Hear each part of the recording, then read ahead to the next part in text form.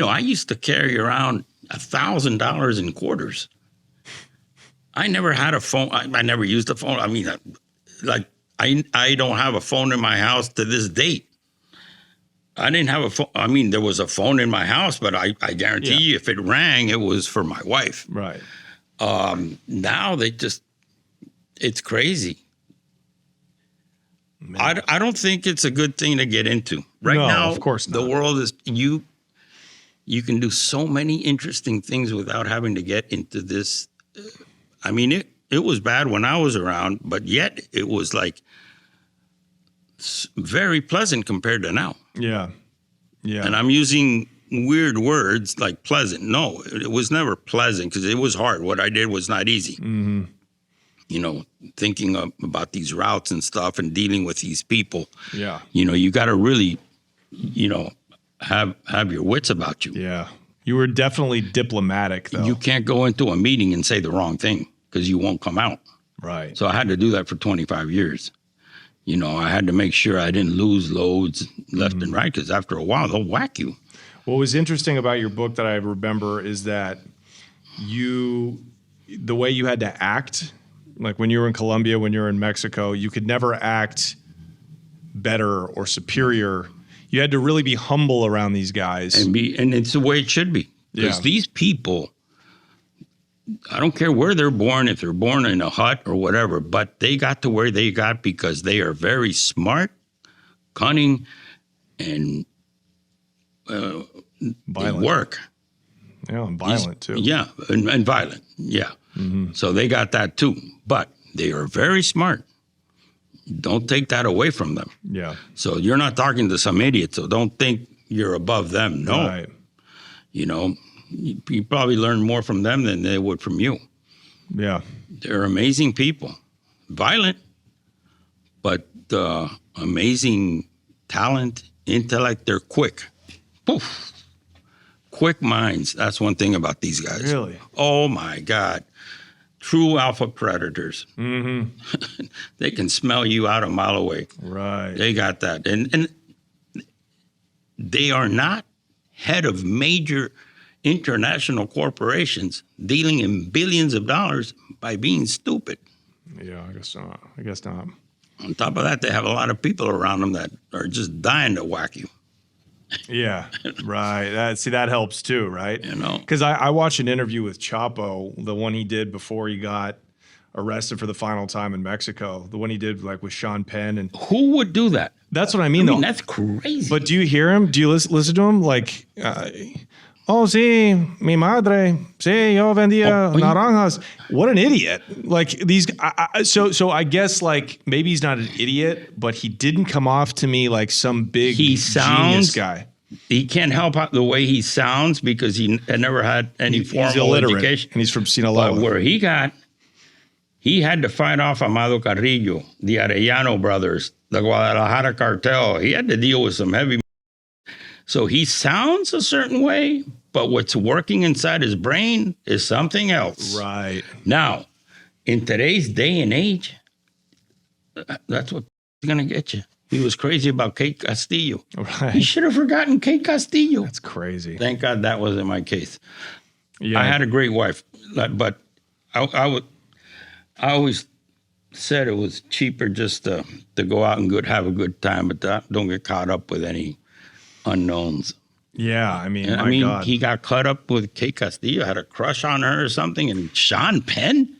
Yeah. What was he thinking? Well, I think Kate Castillo was working with Sean Penn, and she'd go, like in Los Angeles, and then she said, hey, I have to go to this, it was just happenstance, I have to go do this interview with Chapo, and Sean Penn was like fascinated by Chapo, and he was like, can I come with you? Chapo had never even heard of Sean Penn, so it was a Cate del Castillo, yeah. And also I think it was maybe the end of his life. I think maybe somehow deep down he knew that there was no way he could, even in Mexico in La Sierra, there was no way he could hide out for very long. I think it was an ego thing. I think he wanted to leave his mark. I don't think so. I think he really screwed up. Oh, he definitely did. Either Kate Castillo didn't tell him that she was going with Sean Penn, but that's crazy because I'll tell you one thing. Nobody wants to get caught. Not even Mayo, that probably he's living more comfortably now, and he's more relaxed than living up in the Sierra, because living as a fugitive is a hard. bitch. Yeah. But never did I want to get caught. Right. But don't you okay, for sure, I understand that. But a guy like Pablo, Pablo never wanted to get caught. but he was living so, how could he think he was going to get away with that? Well, that's the big thing. It's ego, right? I never thought I was going to get caught. But you're living under the radar. This guy is like a terrorist. He's like an international. And he had, and he was very, the whole world was looking for him. Remember, to catch Pablo, you had the Cali cartel, the Pepes, the CIA, the DEA, the U.S. government, Colombian special force. Right. The whole world against you. Yet, he was a tough son of a bitch, and he was one of a kind. Because look, those Cali guys had all the money in the world. They went down immediately. Pablo was, you'll never see another Pablo. No. He was one of a kind. Now, I don't know. What was I thinking? Here I am in Venezuela, in Puerto Ordaz, loading up a ship. And I had told this guy, this paper trail is going to kill us. But, with thousands of kilos with Russian crews and this. And yet I thought we were cool. Mm-hmm. And we were hotter than a pistol. Man, I mean, but you were still operating in the shadows. I think a guy like Pablo or Chapo. No, a guy like Pablo and Chapo, I do think it's ego. I think Pablo, there was something like fatalistic. He's like, I'm going to leave my mark on the world before I get killed. He didn't plan that. Things played out that way. Yeah. Like Chapo. Chapo's a guy that got involved, and he grew and he grew and he grew. And then when you grow to a point that, things get out of hand and then the whole world is after you, then you got to go hide out. Yeah. Underground. Pablo, would have probably wanted a different ending. Yeah. But things didn't play out that way. He never looked to the last day. They caught him because they messed with his family. Yeah. And he kept on talking on the phone, triangulated, and they hit him. Same with Chapo. Look, so it's very difficult nowadays, and it's better. That guy, he may not go down in history. Nobody knows about him, but he's got $300 million stashed away, and he's only done 30 kilos a month for the last 35 years. Crazy. And nobody knows who the hell he is. Yeah. But for sure.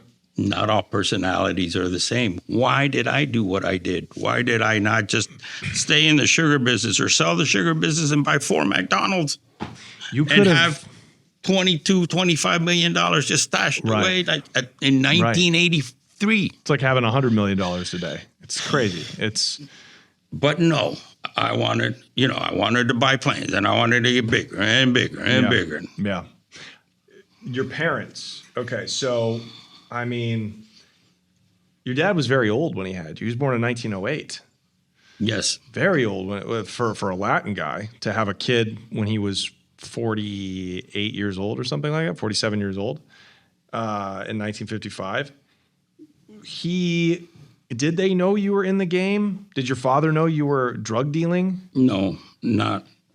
They knew. They suspected something was wrong, but something was wrong, but it was more along the lines of Bia having a lot of money but not like that, not drug dealing like that. No, they just thought contraband in Aruba was big time. Contraband of cigarettes, contraband of liquor, a lot of business. Like for example, back then, even I bought a lot of art from an art gallery in L.A. and I started going out with the lady that sold the art, the girl that sold the art.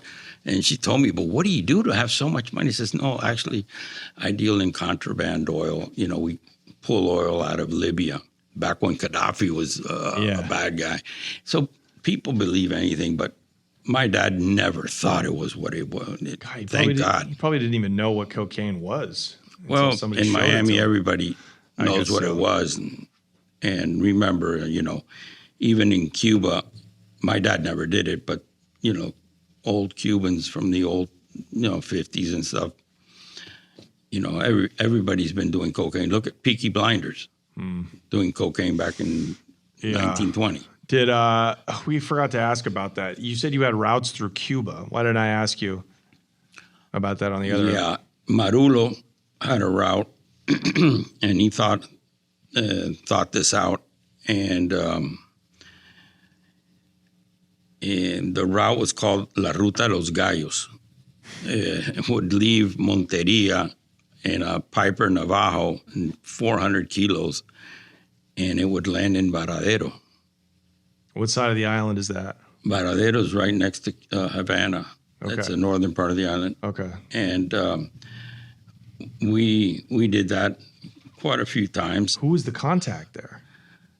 Marulo had I don't know if he was a colonel.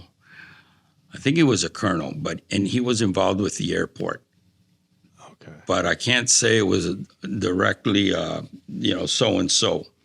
The point is that this was really weird because every time they went, they would send back fighting cocks in the plane because Cuba has a reputation of having very good fighting cocks.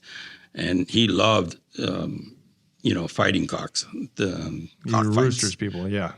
So that's why we called it La Ruta de los Gallos. Right. So the coke 400 keys would get to Cuba. Get dropped off in Cuba. Yes. And then we didn't have anything to do with this. They would have people from